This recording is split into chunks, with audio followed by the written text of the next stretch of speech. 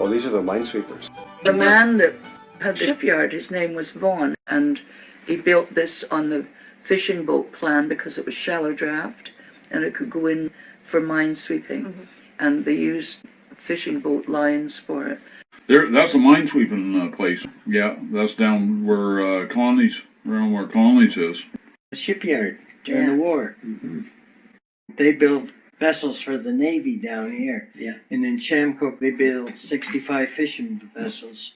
Vaughan Shipbuilding Company in St. Andrews was established by William E. Vaughan of Fredericton. And at that time, he was a car dealer and a part-time boat builder in Fredericton. And he started this yard for the war effort. Yard was where Connolly's was, where Connolly's lobsters became. I just vaguely remember that. The day it was launched, when we used to go down by the CPR war, after everybody that went, they knew it was going to be launched because the word was out that there was going to be a launch. And so this big crowd would go down, they'd stand along by the CPR war.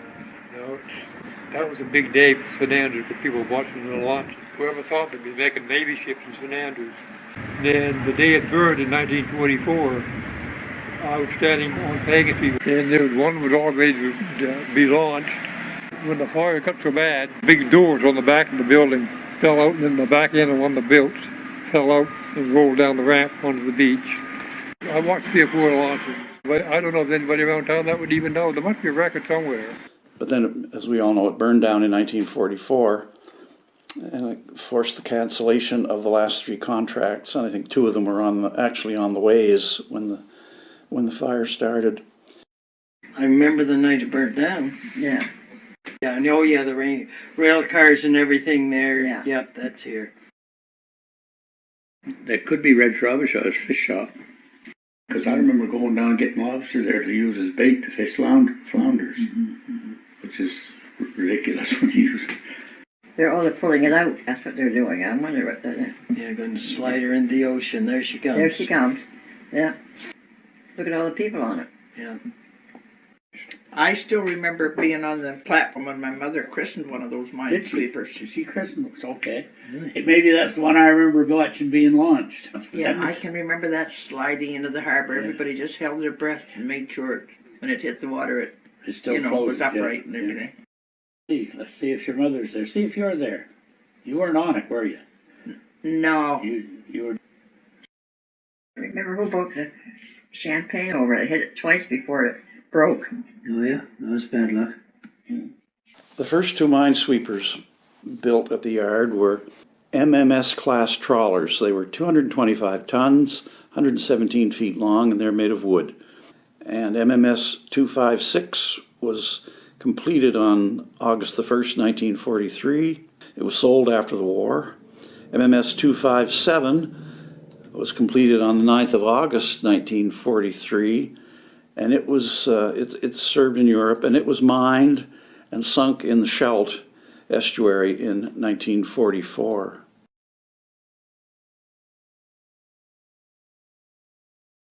Snowstorm here. Yeah. Building another one there. That's where the other one was. It's all boarded up now. Yeah. Oh yeah, it's another bunch in the snow. Yeah. Yeah, here she comes. There she comes, yeah. Not as many on this one. These are all workers. Yeah, dirty weather. Yeah. Doesn't look very big now, does it? I would think the Navy would have something that small. Then the shipyard built 3 more minesweepers, MMS 1068, 1069, and 1070.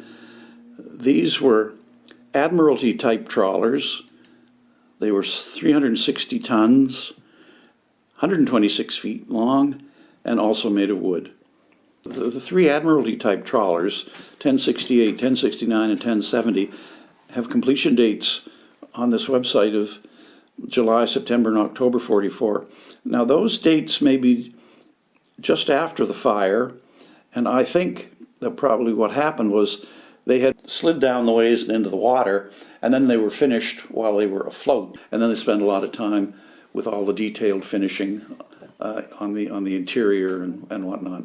And at the time the building burned down, fire also burned Howard Pillow's boathouse for his boat, and one of the CPR sheds was burned. Howard Pillow had a nice power boat here before the war, and the Navy took it over and used it as an RCN vessel for harbor patrol duties somewhere in the Maritimes, I don't know where. And then it was returned to him after the war. If you Google Tim Colton, Colton, he has a website. He has this long table of ships built in Canada for the RCN and the RN, and also for Coast Guard and other government services.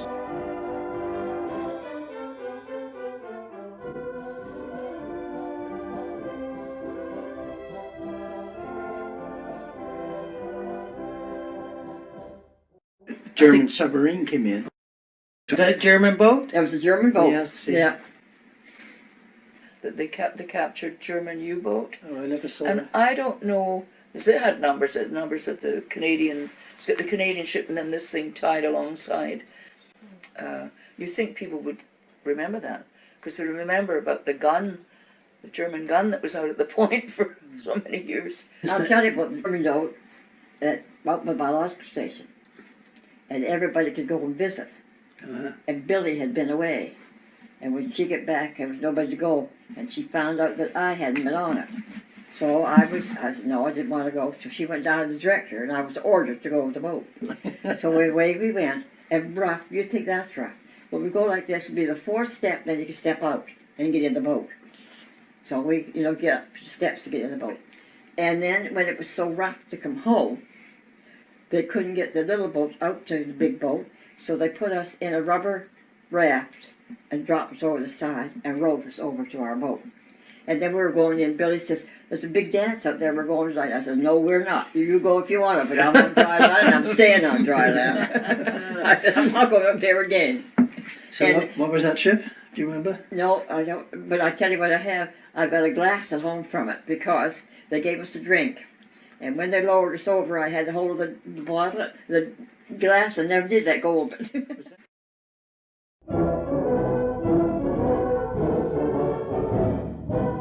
Okay, that's King Street, St. Andrews. That's the town band. They're turning on the corner of King and Water. Look at the numbers. Yeah, And this seems to be the Rangers. my goodness.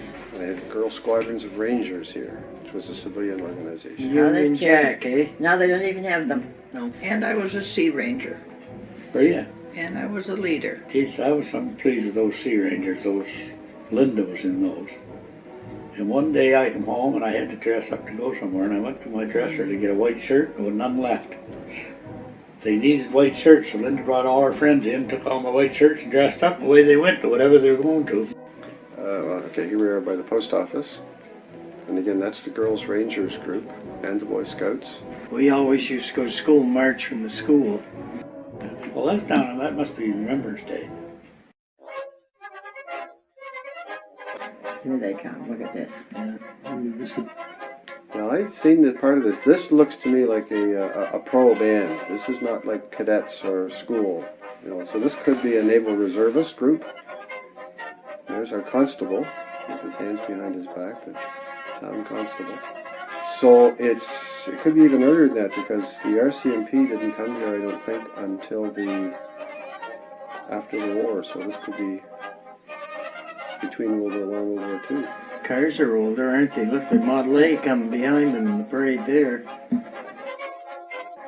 See, this is something that they're doing a little exercise here. They're going up Water Street and back down, and that's not something I ever remember in my lifetime. It was always parading down King Street, down to the Market Square. So this is a band that they brought in, and they're doing a little show here. It's a bugle band. They're all carrying bugles and drums, so bugles and drums.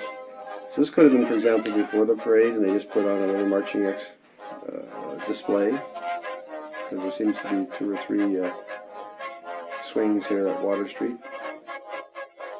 Because I know at least Liz Clark and I had the privilege of having our hands on the wheel of the Haida. Oh, did you? We did. That was a destroyer. Destroyer, wasn't it? Yeah, I think so.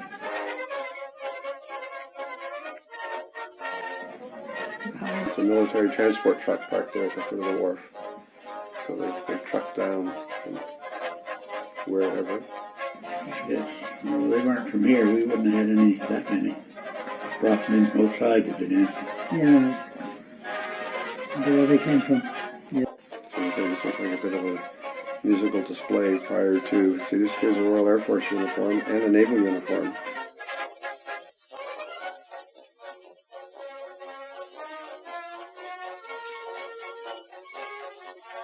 I think there must have been people coming in from out around, didn't know there were that many people in town those days. Yeah, parade was June the 2nd, so you wouldn't have had even that many summer people here yet, No, because they wouldn't have come until July. July.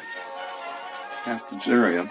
Yuli Brzins, that's Inge Weil's dad, Elvira's late husband, was a tailor, and he made me the uniform. He borrowed the captain's hat from Captain Arthur Calder. There it is, it's my yacht.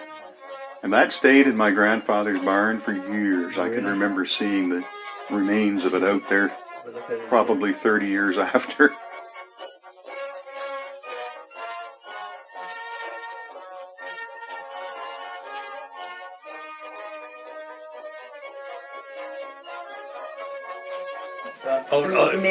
Mary Conley. That's Mary Conley, okay. Just Now this one is a handout right here. See the little girl right in the middle? Yeah. Is that little one there, is that Hashi? Jane, Jane Hashi? and that's Mary Conley. Jane Hashi, Mary Conley, okay, Yeah. there you go. Yeah.